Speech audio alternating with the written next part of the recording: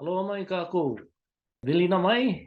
Ka Mahina ʻŌlelo Hawaii. Welcome to Hawaiian Language Month in Pepewali, which is February. I'd like to start the month off with an introduction to Niuhelewai, which is part of the campus of Kula Nui o Kaiʻaulu o Honolulu, Honolulu Community College, which sits in the Aina or district of Niuhelewai, which has rich meaning when it comes to Hawaiian language and place names. I'll share some of those names and stories with you.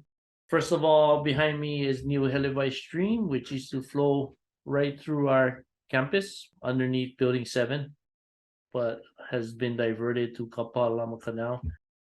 It was dredged in the 1930s to basically drain these wetlands. As you can tell, there was lots of water.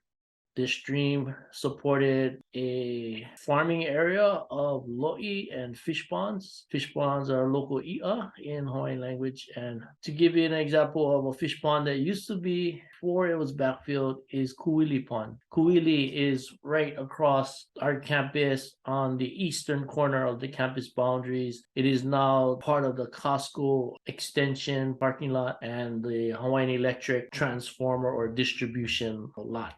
That's sitting right on Kuili Pond if you were to look at the old maps. Kuili Pond means swirling, and it was a pond that had that characteristic. And that name, Niuhelewai, for the stream is the same name as this place area, the Aina that the campus is on. That flat area from roughly between King and Vineyard all the way down to the shoreline was considered Niuhelewai.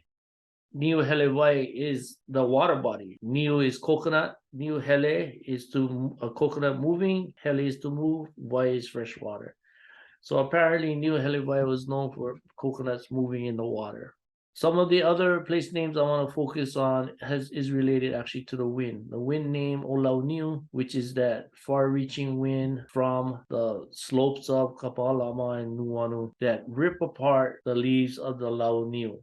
Behind me is Alewa Heights. It is part of Kapalama as well. So Niuhelewai is in the Kapalama Ahupua'a, which is a land district from the Mauka Ridge areas way in the back, where Napu'umai'a Ridge is, all the way to the shoreline. So and Ahupua'a in Hawaii, which is still recognized, is a land division from the mountain to the sea. And it usually is shaped like a piece of pie, triangular, because the islands were in general a circular shape. So each piece looked like a large piece of pie, but not always. Kapalama is a ahupua'a that actually is not a valley, like opposed to Honolulu and Nuanu Valley. Niuhelewai Stream, as you can see, people lived on the stream. They used the resources. And I want to give you an example. Right in the middle of our campus, actually between Building 7 and Building 2. That Building 7 is Kaukahoku, which is a ili in Niuhelewai, and you'll find that sign by the elevators on Building 7. And Building 2 is known as Kumu Pali. Being that this is Mahina ʻŌlelo Hawaii, Hawaiian Language Month, let's focus on the Hawaiian place names. For example, for the Land Commission Awards, I have a registered claim right here from the archives, right between Kaukahoku and Kumu Pali, Building 7 and 2. There was a tenant,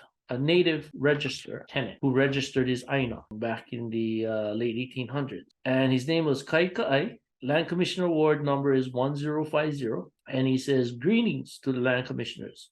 May the peace of God be with you.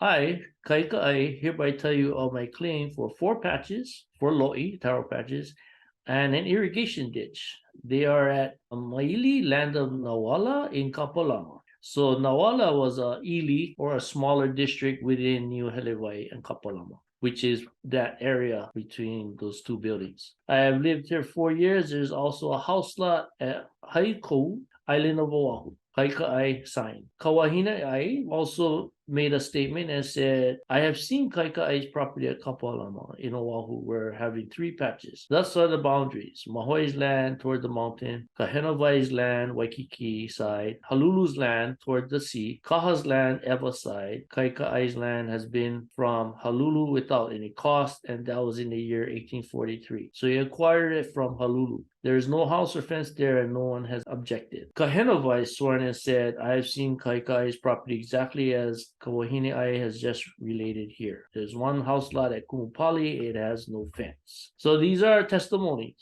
from his neighboring tenants as well as others, stating his claim for farming the aina, producing taro, and being part of Nauala, which is that ili in Niuhelewai. Other ili in this district are Keone'ula, which is over there by building 14. Kapulehu, which is over there by building 20. Kumu'ulu is another one, and Nauala, which I mentioned earlier.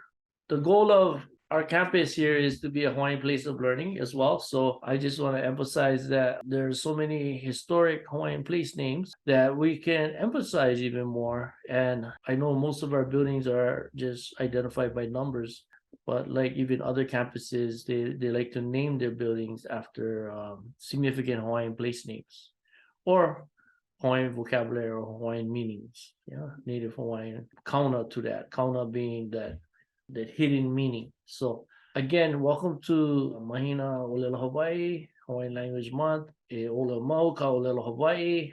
The language lives on. It's revived. It's growing, and we'll have activities throughout the month, spearheaded by the committee and Kula Nui Hawaiian Programs Division and Kupu Kawai Council and all na Kumu Alapaki Hawaii, the Kumu of our Hawaiian language, Kumu here at Honolulu Community College. I hope you enjoy the introduction and get to absorb more of the Hawaiian language that's always been here from time immemorial and our place names. So hopefully this will help you understand more of the Hawaiian language as well. E malama pono, a hui ho, and aloha.